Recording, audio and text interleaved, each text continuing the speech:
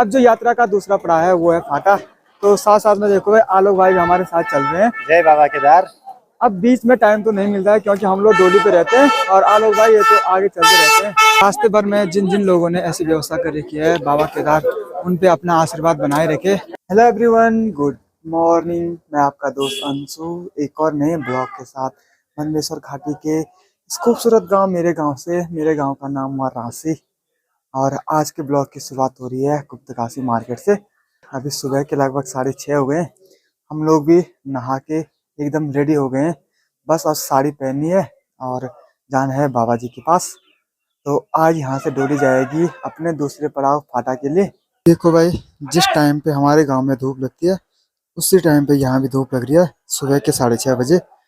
भाई हम लोगों ने भी धोती पहन ली है और अब हम लोग भी पूरे तरीके से तैयार हो गए हैं।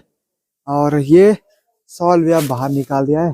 कल तो हमने सोचा थोड़ा कम डिस्टेंस से जाने में तो इसको बाहर ही क्या निकालना, बाकी आज इसको भी बाहर निकाल दिया तो मस्त लग रहा। बाकी अब देखते हैं कितनी देर के बाद डोली जाती है।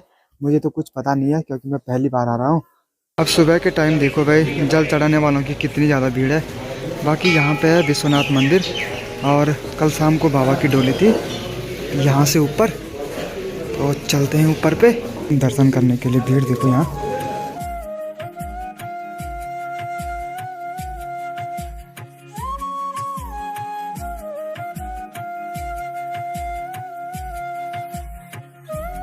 हम लोगों ने भी चंदन टीका कर दिया है और अब डोली यहाँ से जाएगी ठीक 8 बजे। तो डोली को जाने में अभी लगभग 45 मिनट है, 7:15 हो रहा है। तो 8 बजे डोली यहाँ से प्रस्थान कर देगी। बाकी अभी हमारे सारे बैग पैक हो गए हैं। अब जो हमारा सामान जा रहा है वो जा रहा है आर्मी की गाड़ी में। बाकी हम लोग अभी आ रखे हैं बैग रखने के लिए। तो यहाँ पे तो कोई नहीं है भाई। अभी जितने भी बैग थे वो सारे बैग हमने आर्मी की कानवाई में रख दिए हैं। चलो भाई, ये काम तो निपट गया फिलहाल।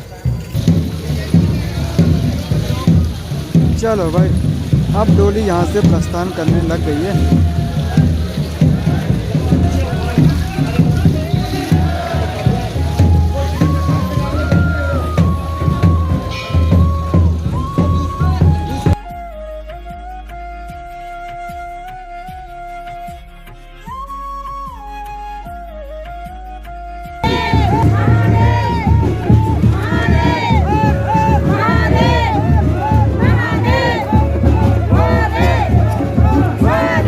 काशी से चलने के बाद बाबा का पहला विश्राम हुआ है देवीधार में।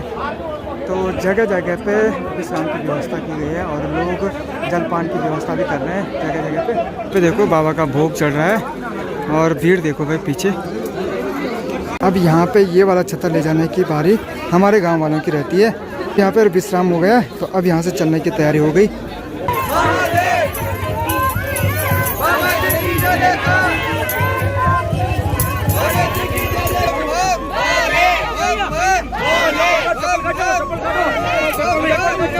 काशी से चलने के बाद ये यहाँ पे दूसरा विश्राम है और यहाँ पे देखो लोगों ने जूस नाश्ते इन सब चीज की व्यवस्था कर रखी है।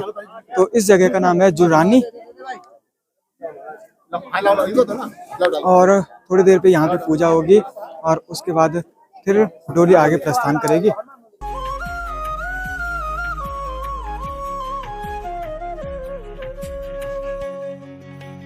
अब सारे जितने भी यहाँ पे बैठे हुए हैं वो सारे हमारे गांव के हैं।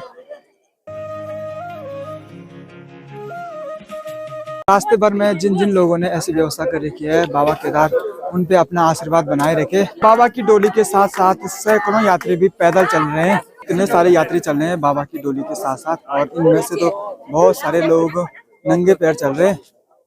और यहाँ पे हैं प्रधान पुजारी।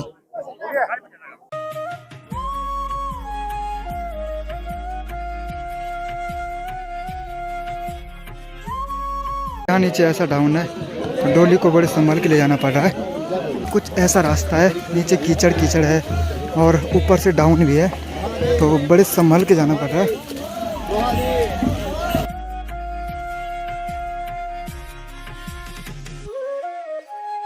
अब रास्ता कुछ ऐसा है, कहीं पे बिल्कुल डाउन है, कहीं पे एकदम खड़ी चढ़ाई। चढ़ाई पे तो उतनी दिक्कत नहीं होती है जितनी ज्यादा डाउन पे हो रही है। अब गांव के बीच बीच में डोली ऐसे ही मतलब खड़े में रेस्ट ले रही है। यहाँ पे लोग दर्शन कर रहे हैं और उसके बाद जा रही है डोली आगे। अब देखो फिर से चढ़ाई आ गई है।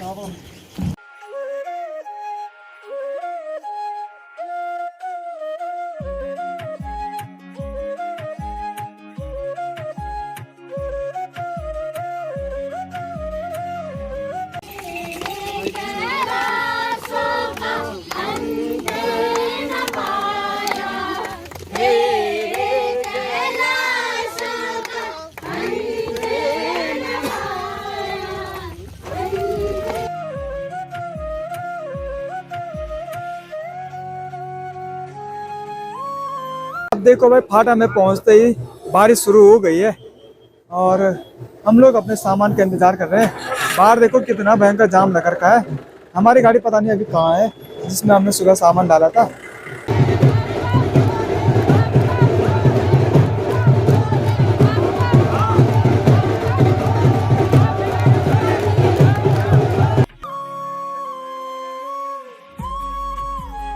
यहाँ से केदारनाथ है 35 किलोमीटर और कल हमको जाना है गौरीकुंड 19 किलोमीटर।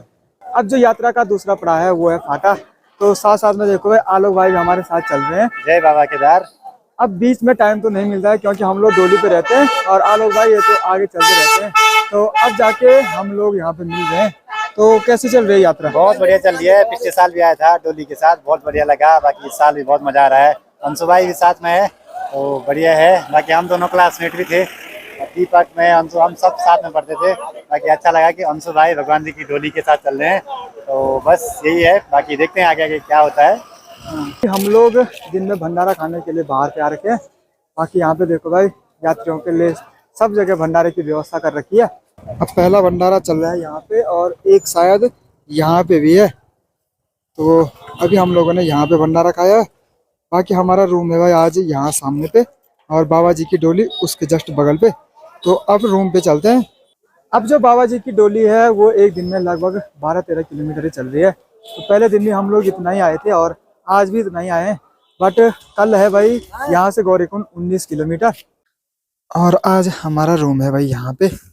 बाकी कल भी शाम के टाइम जब हम रूम पे पहुंचे उस टाइम भी मौसम खराब हो गया था और आज भी देखो मौसम खराब हो गया है। अब बाबा की जो पंचमुखी डोली है उस डोली में हमें एक इंटरेस्टिंग सी चीज़ मिली है। तो यहाँ पे शायद किसी छोटी बच्ची ने अपने लिए मतलब बाबा से कुछ मांग रखा है। तो उसमें सारा इस पर्ची में लिखा है भाई। तो इसमें क्या लिखा है वो मैं आपको दिखाता हूँ भाई सबसे पहले। तो अब आप मतलब इस पेज को पूरा भाई पॉज करके पढ़ सकते हैं कि एक बच्ची ने अपने लिए बाबा भोलेनाथ से क्या मांग रखा है। बाबा भोलेनाथ के पास बहुत सारे लोगों की अलग अलग मन्नतें रहती हैं, उनकी इच्छाएं रहती हैं और एक बच्ची की इच्छा ये है भाई कि उसका मन पढ़ाई में लगा रहे। तो ये वाली पर्ची अब सीधे केदारनाथ जाएगी और ये जाएगी सीधे बाबा के चरणों में।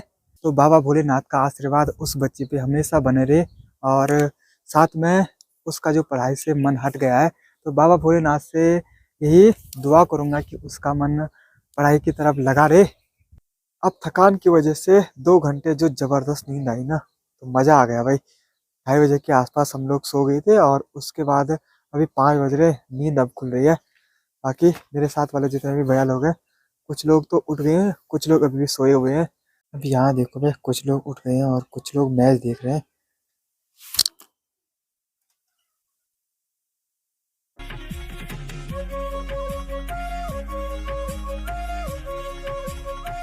अब शाम की आरती में अभी काफ़ी ज़्यादा टाइम है तो हम लोग घूमने निकल रहे हैं अभी। आज डोली इस वाले होटल में है और अंदर देखो भाई इतनी ज़्यादा भीड़ है।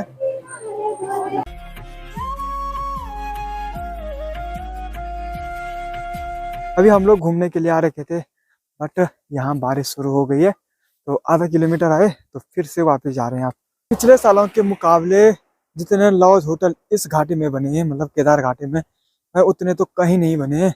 और फिर भी हर बार ये होता है कि यात्रियों की अच्छी व्यवस्था नहीं हो पाती है, मतलब रूम नहीं मिल पाते लोगों को। तो इतनी ज़्यादा भीड़ रहती है। और जो केदारनाथ बाबा की जो यात्रा है उस यात्रा में तो सालों साल मतलब एक साल के मुकाबले अगले साल इतनी ज़्यादा बढ़ोतरी हो रही यात्रियों की। तो इसकी वजह से लोग अब रोजगार के लिए इसी काम को ढूंढ रहे हैं।